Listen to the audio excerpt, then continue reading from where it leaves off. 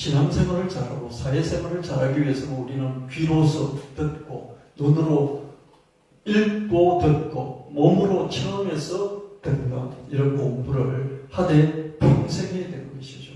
제가 대학을 졸업하고 목사가 되려고 경제학 석사 공부를 하고 그 다음에 교육학 석사 공부를 하고 또 신학 석사 공부를 했지 않습니까? 그래서 난 이렇게 공부를 한 10년 목사 되기 위해서 했으니 이제는 이런 거 좀 내려놓고 목회 전념해야 되겠다. 그렇게 했어요. 그렇게 목회 전념 물론 다 놓은 것은 아니지만 그렇게 하다 보니까 요즘 돌아가는 것들을 이렇게 체크를 해보면 요즘 젊은이들 참 똑똑해요. 20대, 30대들이요.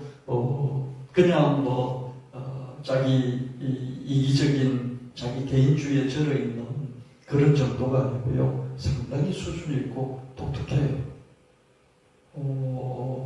이론적으로도 똑똑해요. 또 깊이도 있고요. 넓게 알고 그래요.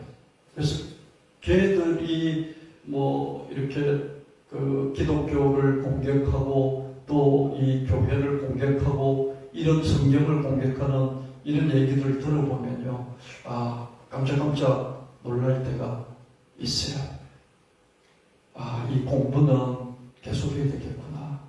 계속 공부를 해야만이 하나님의 말씀을 잘 전할 뿐만 아니라 또 공격해오는 것을 잘 방어도 할 수 있고 또 그들도 하나님께 인도할 수 있겠구나. 그런 생각이 들었습니다. 르네상스 시대가 있었죠. 그죠? 르네상스 시대에 미켈란젤로 부오나로티라는 사람이 있었는데요. 미켈란젤로, 르네상스의 3대 인물 그러면 레오나르도 다빈치, 라파엘로, 미켈란젤로 이런 세 사람이 있다 우리가 학교 때 배웠지 않습니까? 그죠? 이때 살았던 미켈란젤로 부오나로티 1475년부터 1564년까지 살았는데요. 이 사람은 바티칸의 시스티나 성당에 있는 천지창조를 비롯한 천장화를 4년 동안 그렸고요. 저의 심판 같은 벽화를 또 8년에 걸쳐서 그린 화가입니다. 그뿐만 아니라 피에타상과 다비드상을 만든 그런 조각가이고요. 또 바티칸에 있는 성베드로 대성당을 총설계한 그런 건축가이고요. 또 시인이기도 한 좀 다재다능한 그런 사람입니다. 미켈란젤로 여러분 데비드상 그렇죠? 다빗 그 동상 한 4m 정도, 한 5m 정도 되나요? 여러분 보셨지 않습니까? 그렇죠? 그뿐만 아니라 마리아가 예수님의 시신을 안고 있는 피에타상이라든지 이런 조각을 해서 유명할 뿐만 아니라 그렇죠? 베드로 대성당이 전 세계적인 그런 관광 또는 순례의 명소이지 않습니까? 베드로 대성당의 위험은 말할 수도 없죠, 그죠? 특별히 그 꼭대기에 있는 돔 양식, 이거는 미켈란젤로의 발성에서 나온 것이다. 이렇게 말하고 있습니다. 이것을 우리에게 남겨준 그런 사람입니다. 미켈란젤로가 성 베드로 대성당 설계를 맡았을 때 나이가 71살이었어요. 그렇죠? 상당히 젊을 때 40, 50대 했을 것 같은데 물론 피에타상이라든지 다비드상은 20대에 조각을 했어요. 아주 뛰어났죠. 그죠? 근데 시스티나 성당의 천지창조를 비롯한 천장화 그리고 이 백화, 저의심판 이런 것들은 나이가 상당히 들었을 때였고요. 특별히 바티칸에 있는 베드로 대성당의 총설계를 맡았을 때는 나이가 71세였어요. 미켈란젤로는 타고난 재능이 있었지만은 포기할 줄 모르는 그런 노력가였습니다. 얼마나 노력하는 사람이었는지 모르고요. 이 이렇게 천정에 들어누워서 이걸 4년 동안 작업을 했다고 하지 않습니까? 쉼없이 작업을 했고요. 88세에 사망을 했는데요. 88세로 숨을 거두기 며칠 전까지 작업에 매달려 있었어요. 나이가 드니까 눈이 멀잖아요. 그러니까 이렇게 그냥 자기가 조각하니까 이 대리석을 만져는 촉각에 의해서 대리석 작품 마지막으로 했던 작품이 피에타인데요. 또 피에타를 여러 개 피에타를 만드는데 마지막 만든 피에타는 미완의 피에타라고 좀 만들다가 말았습니다. 그렇게 마지막까지 피에타상을 자기 촉각에 의해서 만들 정도로 이 양반은 타고난 재능을 넘어서 포기할 줄 모르는 그런 노력가였습니다.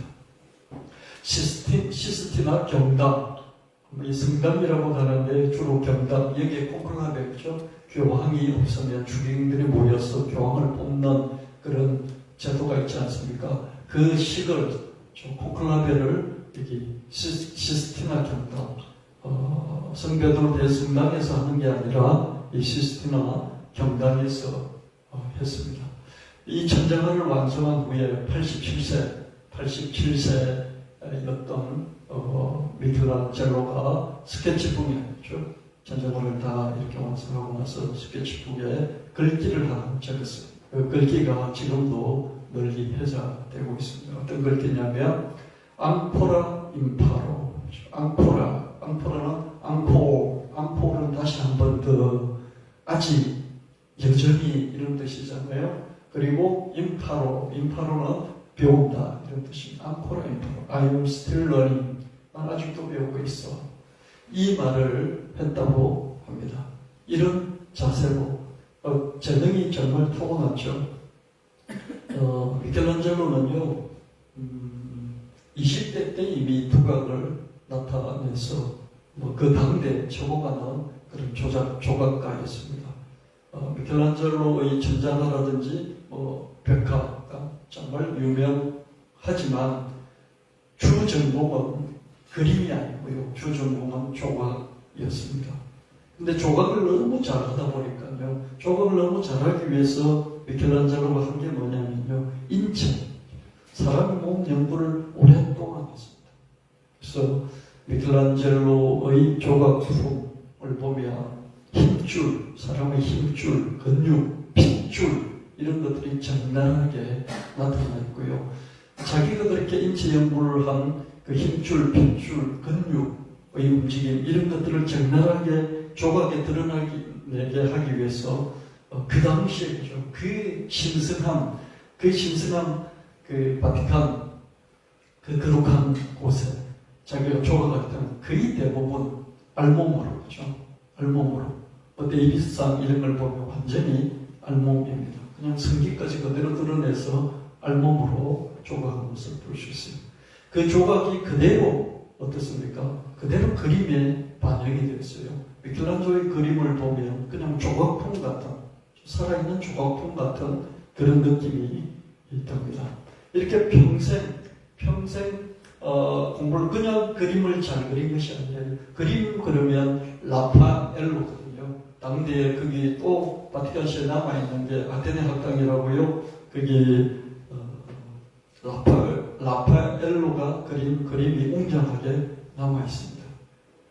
근데 라파엘로가 어떤 좀 기술적인 그런 것이 좀 더 돋보인다면 미켈란젤로는 이 근육질의 사람을 적나라하게 표현을 했는데요. 그렇게 하기 위해서 엄청나게 깊이 사람의 인체를 연구를 했다는 것이죠.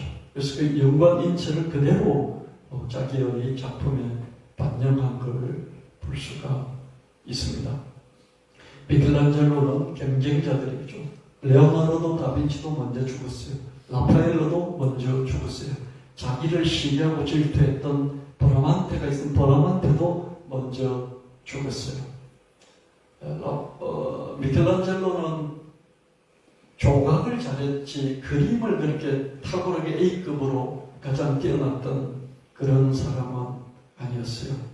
근데 브라만테가 시기 질투가 있어서 그냥 묶어두려고, 미켈란젤로의 손을 묶어두려고 미켈란젤로에게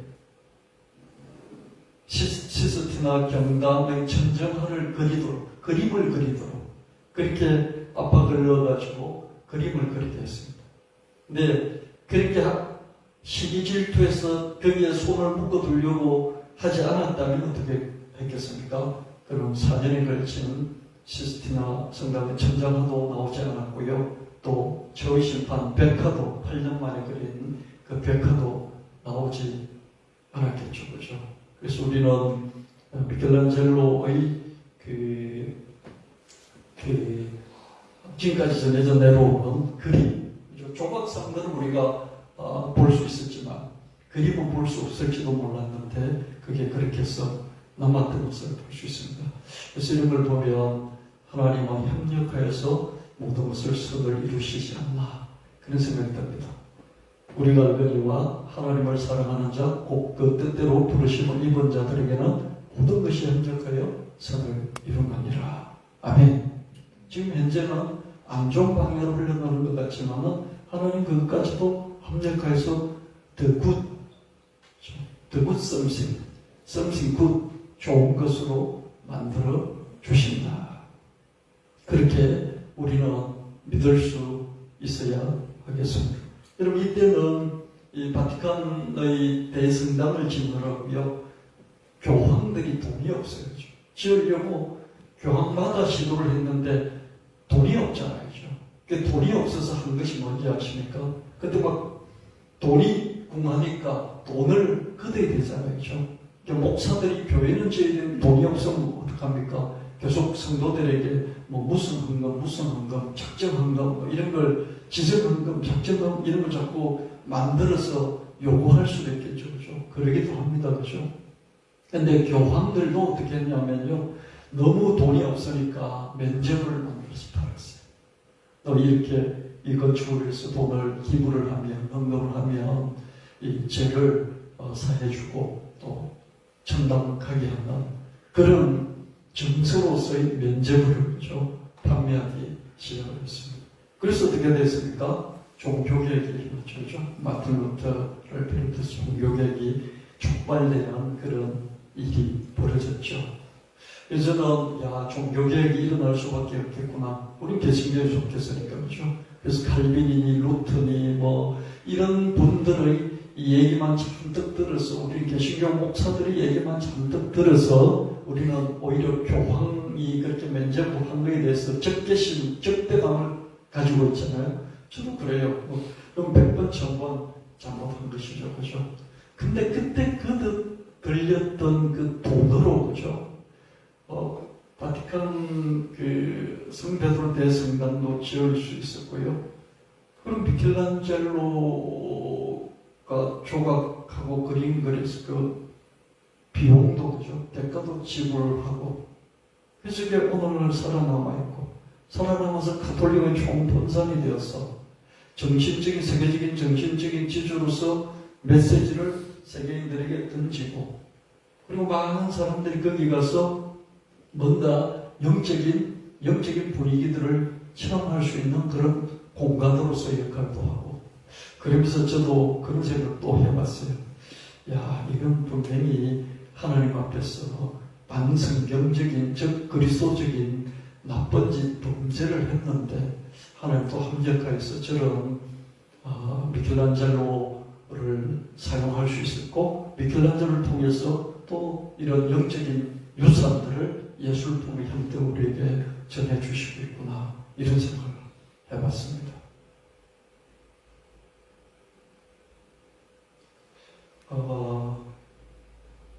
여러분들도 그렇게 한번 생각해보면 어떨까 싶긴 합니다. 면제부 때문에 엉망진창이 됐고, 가톨릭은 흔들려서 거의 망할 지경이 같잖아요. 그죠? 근데 바티칸이 저렇게 건축이 되고, 미켈란젤로라는 탁월한, 정말 하나님이 냈다고 밖에 할 수 없는 저는 천재적인 화가, 그러면서 끊임없는 노력가, 자꾸 작품 하나를 만드는데 그냥 4년 투자하고, 작품 하나 만드는데 그냥 8년 투자하고, 그게 당연한 그런 노력가이자 천재인 미켈란젤로를 제목을 통해서 모든 것을 합력해서 우리에게 좀 유산을 주신 게 아닌가 이런 생각이 들었습니다.